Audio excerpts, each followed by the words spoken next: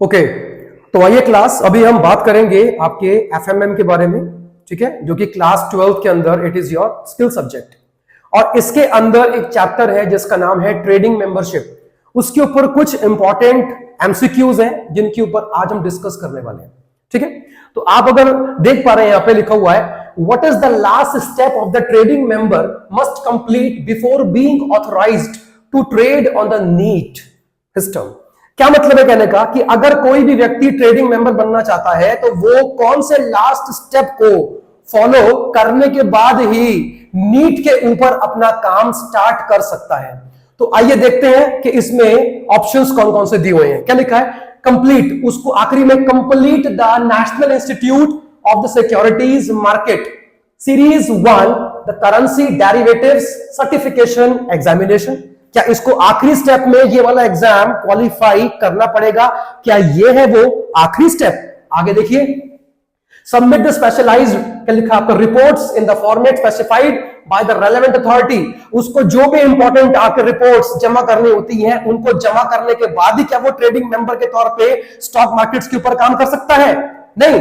आगे देखते हैं, fulfil all the formalities and the requirement set by the exchange and NSCCL national securities clearing corporation limited including payment of fees, deposits and submission of the relevant documents. क्या इन सारे के सारे documents और proper fees को पे करने के बाद ही वो नीट के ऊपर काम कर सकता है? क्या ये उसका आखिरी स्टेप है? आगे बढ़ते हैं, pass the capital market dealer module of NCFM, और या फिर ये आखिरी वाला एग्जाम पास करने के बाद ही वो ट्रेडिंग मेंबर के तौर पे काम कर सकता है नीट के ऊपर। आपके सामने ऑप्शन 4 लिखे हैं, आप मुझे बताओ कि इसका सही आंसर क्या है।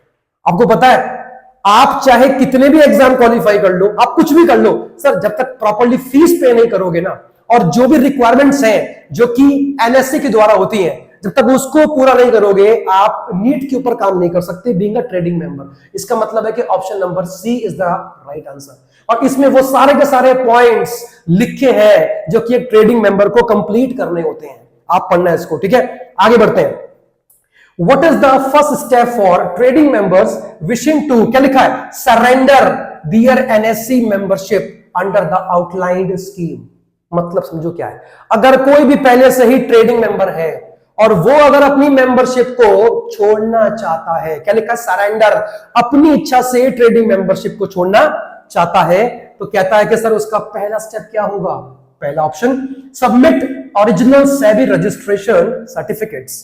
क्या उसको सेबी द्वारा दिया जाने वाला अपना सर्टिफिकेट हैंड ओवर करना होगा सेबी को? क्या ये पहला स्टेप है? Okay. Second, submit a written request in the prescribed format. जो सेबी ने आपको एक प्रेस्क्राइब्ड फॉर्मेट दिया हुआ है, क्या आपको उसके हिसाब से पहले फॉर्म भरना पड़ेगा, रिक्वेस्ट अपनी सेंड करनी पड़ेगी? अच्छा, थर्ड क्या है, issue of the public notice in the newspaper. क्या आपको न्यूज पेपर के अंदर कोई नोटिस निकालना पड़ेगा कि आप मेंबरशिप को छोड़ने वाले हो? क्या ये पहला स्टेप है?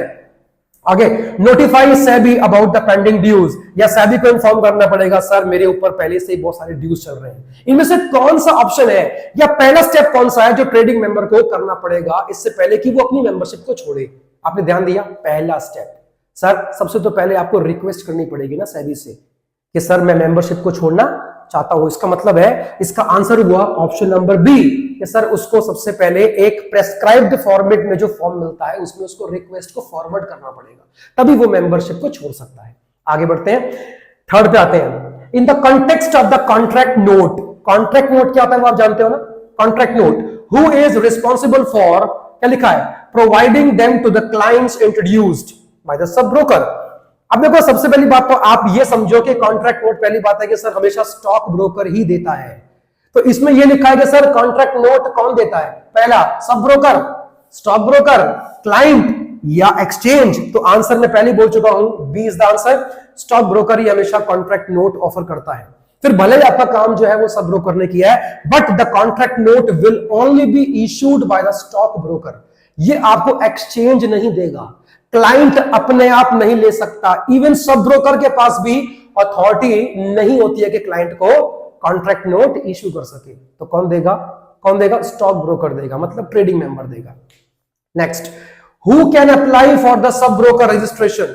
सब ब्रोकर के रजिस्ट्रेशन के लिए, if I want to become a sub broker not a stock broker, अगर मैं सब ब्रोकर बनना चाहता हूं, ठीक है, तो उसके हिसाब से कौन कौन अप्लाई कर सकता है? ओनली इंडिविजुअल्स या फिर only companies, only partnership firms, या एक आखिरी ऑप्शन है ऑल जो लिखा है? सर कोई भी ट्रेडिंग मेंबर के लिए, कोई भी सब ब्रोकर बनने के लिए अप्लाई कर सकता है। Then the answer will be D, all of the above.